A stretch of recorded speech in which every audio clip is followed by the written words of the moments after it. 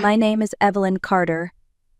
I am 73 years old, and on a gray Tuesday morning in Ohio, I watched my son Daniel step out of a moving truck with his wife Madison. They were not there to visit me. They were there to strip my house of the few treasures I had left. I will never forget Madison's words as she walked past me with a smile that was more of a smirk. "This is for our new house. You don't need this anymore." Behind her, Daniel carried my television, the one we had watched Saturday night movies on for decades. Two workers he had hired disconnected my refrigerator, the same one his father had saved for years to buy. Even the framed paintings that had hung on my living room walls for over 30 years were wrapped in blankets and carried out like merchandise. I stood at the doorway, my hands trembling, unable to speak. Every item that left my house was a piece of my history. The television was not just a screen. It was where Daniel and I shared laughter over cartoons when he was little. The refrigerator was not just an appliance. It was where I kept the meals I had prepared after long days at the sewing machine. And the paintings were not just decorations. They were the memory of my late husband, the man I had lost when Daniel was just 15. Daniel avoided looking at me as if my eyes would remind him of the weight of what he was doing. Madison walked around my home like she already owned it, pointing to things and giving orders. To her, my belongings were not sacred. They were upgrades for her perfect suburban house. I had given my entire life to raise Daniel. I thought he would be the one person who would protect me in my old age. Yet here I was, watching him carry away the last fragments of a life built with sacrifice. And as the truck's doors slammed shut, I felt as if they were closing on me too. My heart whispered the question I could not say out loud. What would you do if the child you sacrificed everything for turned his back on you? That was the day my story of betrayal truly began. I was only 23 when I became a widow. My husband, Thomas, died in a factory accident on a stormy October night, leaving me with nothing but our 15-year-old son, Daniel, and a heart so heavy I could barely breathe. I remember returning from the hospital, drenched from the rain, clutching Daniel in my arms as I promised him through tears that I would never let him go without. That night, I swore my life would be dedicated to him. To keep that promise, I worked as a seamstress in the small room at the back of our house.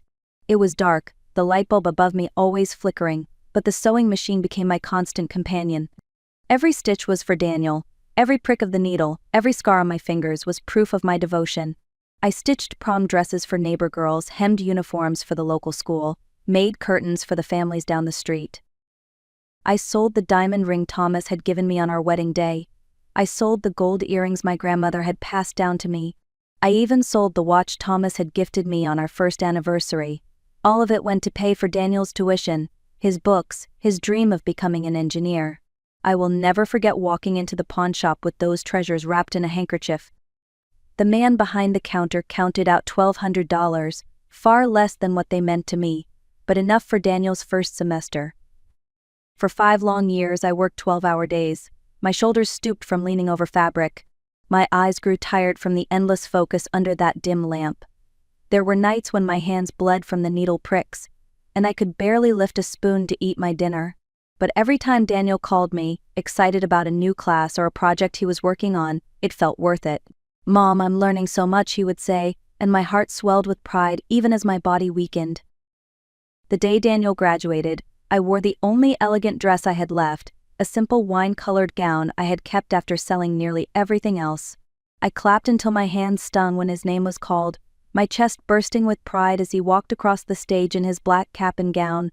When he hugged me and whispered, "Thanks, Mom. I never would have made it without you," I thought every sacrifice had finally paid off. That photograph of us from that day still sits on my nightstand. For years, I believed it was the symbol of our bond, a reminder that our story had a happy ending. I dreamed that with Daniel's new career, we would finally live a little, maybe fix up the old house, maybe even travel to the places he used to point at in the atlas when he was a boy. But I did not know then that life has cruel ways of teaching us lessons. I did not know that the very sacrifices I thought would bind us together could one day become the very reasons he would turn away from me. Daniel came home one Sunday afternoon with a nervous smile I hadn't seen since he was a boy. "Mom, I want you to meet someone special," he said, his hands trembling slightly as he set his keys on the old kitchen table. For a brief moment, my heart leapt.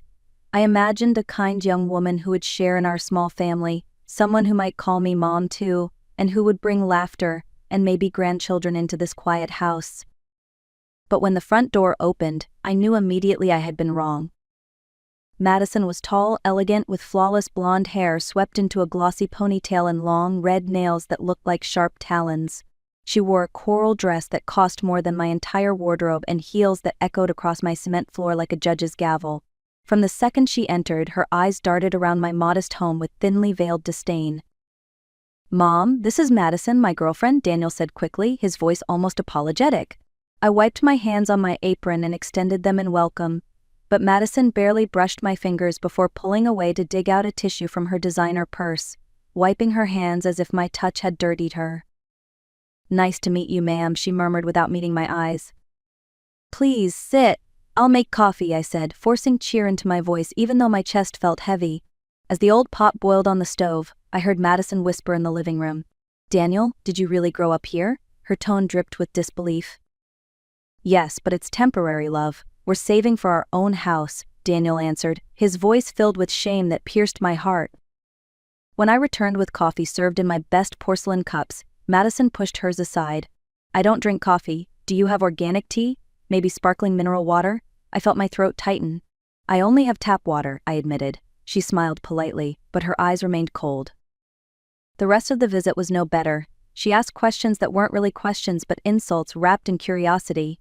"How long has it been since you painted these walls? Is that couch antique? You don't have central air?" Daniel sat quietly, his face tense, not once defending me. Finally, she turned her gaze to my hands, calloused and rough from decades of sewing. "So Daniel tells me you're a seamstress," she said in a voice as sweet as poison. "That must be hard these days. But at least Daniel doesn't need you to support him anymore, right?" Her words cut like glass. I had dreamed of Daniel's independence for years, but never had I imagined it would mean I was disposable. "Mom will always be important to me," Daniel said, but his voice was weak, unconvincing. Madison slid her arm through his and gave a smile that felt like a victory. "Of course she is, love. But it's time you build your own family now." And in that moment I realized I was already being replaced. After that day, Daniel's visits grew less frequent. At first he would stop by every weekend, then once a month, and eventually only when Madison allowed it. Each time his hugs felt shorter, his smile less genuine. The son who once told me everything about his life now answered my questions with one-word replies. When I called him, it was often Madison who picked up. "Daniel is very busy right now, Mrs. Carter." "I'll tell him you called," she would say, her voice polite but laced with finality. Sometimes she didn't even bother with excuses. The phone would ring, then click into silence. I told myself he was busy, that young men with good jobs and big dreams had little time for their mothers. But deep down, I knew it wasn't work that kept him away. It was Madison. One Tuesday morning, she arrived at my doorstep alone. Her heels struck the floor like a warning bell. She sat on the edge of my sofa, careful not to touch the worn cushions, and folded her arms with the confidence of someone who knew she was about to win. "Evelyn," she began, using my name instead of mom or mother-in-law, her voice sugar-coated but sharp. "Daniel and I found a beautiful house in a wonderful neighborhood. 3 bedrooms, a garden, plenty of space for the family we planned to build." I smiled with genuine joy. "That's wonderful. When's the wedding? How can I help?" Her expression didn't change. "That's why I came. You see, the house is very expensive. And Daniel spends a lot on you, visits, groceries, medicine. A mother who truly loves her son would want to see him prosper. Don't you agree?" Her words struck me like ice water. "Of course I want Daniel to be happy," I said quickly. "I've always wanted that." "Then you'll understand," she continued, crossing her legs and adjusting her pearl necklace, "that it's time for you to stop being a burden." "A burden?" The word cracked in my throat. "I've never been a burden. I've worked my whole life." She interrupted with a laugh, soft and cruel. "This isn't about the past. Daniel is no longer a boy who needs his mother. He's a man who has responsibilities. If you truly love him, let him go. Stop calling so much. Stop reminding him of what you sacrificed. Stop depending on him." I whispered, almost to myself, "I never asked him for anything." "But he feels obligated," she replied smoothly. "He told me you make him feel guilty with your stories, your tears, your loneliness." "That's emotional manipulation, Evelyn. And Daniel is tired." My hands trembled as I gripped the armrest of my sofa. For the first time I wondered if she was right. Had I been suffocating him without knowing? had my memories, the ones I treasured as proof of our love, become chains that weighed him down. Madison stood, brushing invisible dust from her designer jeans. If you love him, let him live. You've already had your life. It's time to give him his. When the door closed behind her, silence fell heavy over the house. I sat frozen for hours, staring at the faded photographs on the wall, questioning everything I had ever done. In the weeks that followed, I forced myself to step back. When Daniel called, I kept the conversations short. When he offered to visit, I found excuses. When he insisted on helping with bills, I refused. Each refusal felt like tearing away a piece of my own heart. At night, the house became unbearable. Without the familiar hum of the refrigerator or the laughter of my son, the silence grew louder. I ate bread with tea because buying fresh food daily was all I could manage without proper storage. The television, once our companion on long evenings, was gone. Neighbors noticed. Mrs. Wilson from next door came by with a casserole. "You've lost so much weight, Evelyn. Are you all right?" she asked gently. "I'm fine," I lied, forcing a smile, but inside I was hollow.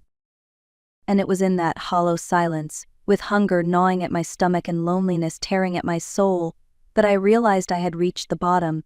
The very life I had built for Daniel had left me with nothing: no husband, no son, no home filled with laughter. Just me, alone, in an empty house that felt more like a tomb than a refuge. One morning, as I sat hunched over my sewing machine, the mailman slid a thick cream-colored envelope under my door. I almost ignored it, thinking it was another bill I could barely afford.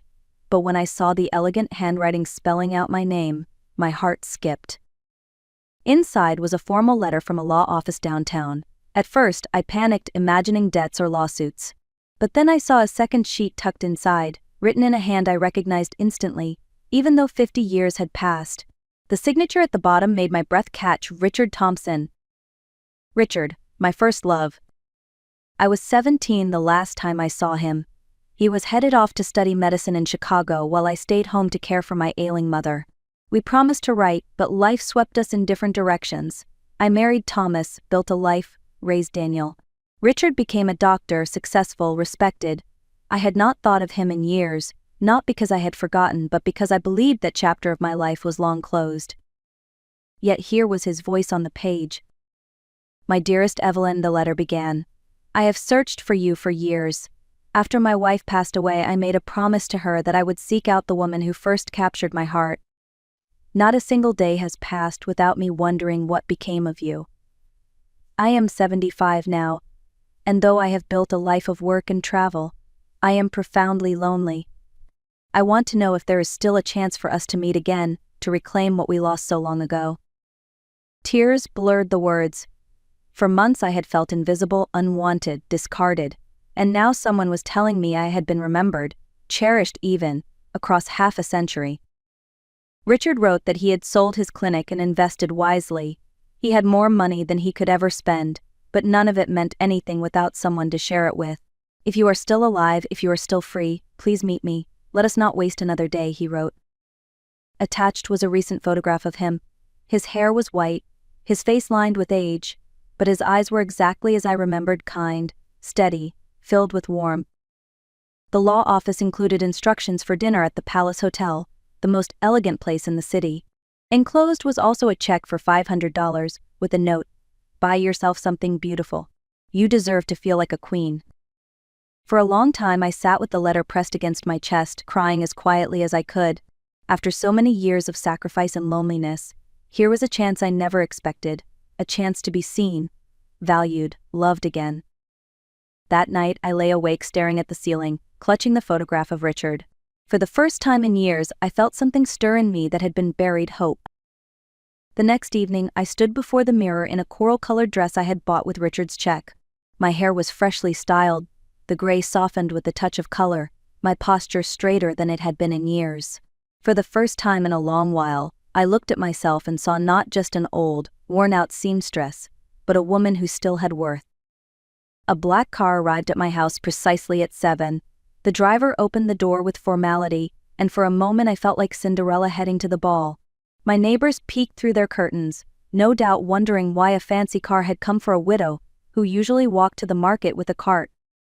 When I stepped into the Palace Hotel, the grandeur overwhelmed me: crystal chandeliers, marble floors, carpets so thick my shoes made no sound.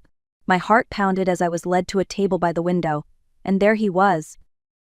Richard stood waiting, dressed in a gray suit, his white hair perfectly combed, his eyes lit up with joy. The moment he saw me, his face broke into a smile so warm it made me feel 17 again. "Evelyn," he whispered, pulling me into his arms. "My beautiful Evelyn."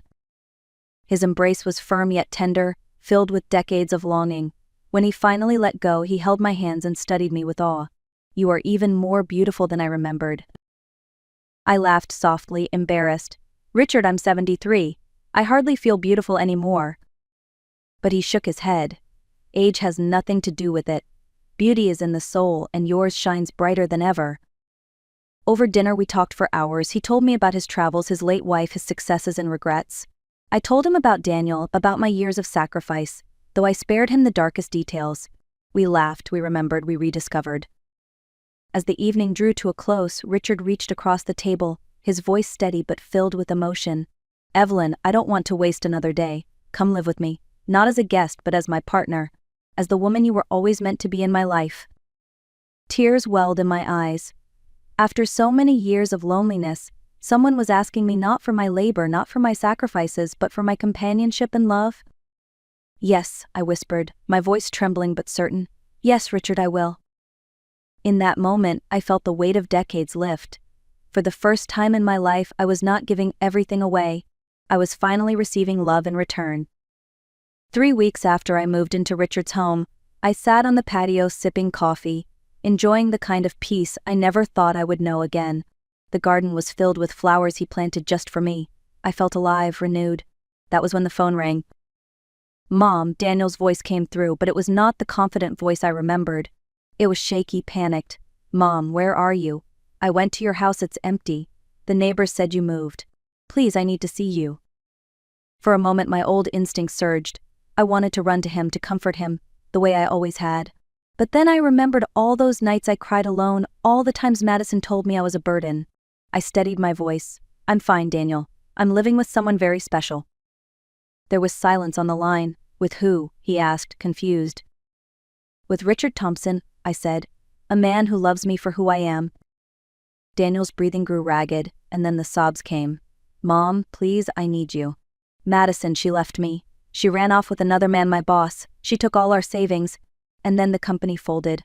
I lost everything. I don't even have a place to stay." His words hit me like a wave of cruel irony. Madison, who had worked so hard to push me out of his life, had destroyed his instead. She had taken not only his money, but also the very possessions he had taken from me. "I'm sorry, Daniel," I said quietly. "I truly am. But I can't be your safety net anymore." For 73 years, I lived only for others. Now, for the first time, I am living for myself. "Mom, please," he begged, his voice breaking. "I was wrong. Madison poisoned me against you. I thought you were holding me back. I see now how blind I was. Please, give me another chance." Richard, who had been listening nearby, gently placed his hand on my shoulder. His steady presence gave me strength. "Daniel," I said firmly but without anger, "you are always my son. I forgive you. But forgiveness does not mean I can rescue you again. You must learn to stand on your own feet." Richard then spoke, his tone calm yet resolute. "Daniel, I can help you find work. I can help you get on your feet. But you must respect your mother's new life. She deserves happiness after everything she's endured." Daniel was silent for a long time. At last his voice returned, small and broken. "You're right. I understand. I don't want to lose her forever." In that moment I realized the balance had shifted. No longer was I the desperate mother begging for scraps of attention. Now it was Daniel, humbled, recognizing the love he had once taken for granted. The son who had walked out of my home with a moving truck now sat with nothing, while I, the mother he thought disposable, had finally found abundance. Life, I realized, has its own way of delivering justice. 6 months later, Richard and I were married in a quiet ceremony in the garden of our home. The sun lit up the flowers he had planted for me, and for the first time in decades I felt truly celebrated. Daniel stood among the small group of guests. He was sober, humbled, working at a steady job Richard had helped him find. He looked at me with eyes full of regret but also gratitude. "Mom," he whispered as he hugged me after the ceremony, "I never thought I'd see you this happy. Thank you for forgiving me. I'll spend the rest of my life trying to be the son you deserved." Richard squeezed my hand, and I knew that whatever years we had left would be filled with dignity, companionship, and love. Together we started a small foundation to support elderly women who, like me, had been abandoned or forgotten. Each time I meet one of them, I see the same disbelief in their eyes, the disbelief that life could offer them another chance. If my story teaches anything, it is this: sometimes we must lose everything to discover what we truly deserve. Do not let anyone convince you that you are disposable. Love, respect, and joy are not reserved for the young. They are reserved for the worthy, and you are worthy. So tell me, if you had lived my story, would you have forgiven? Or would you have walked away? Share your thoughts in the comments, and remember, life is too short to settle for anything less than the love you deserve.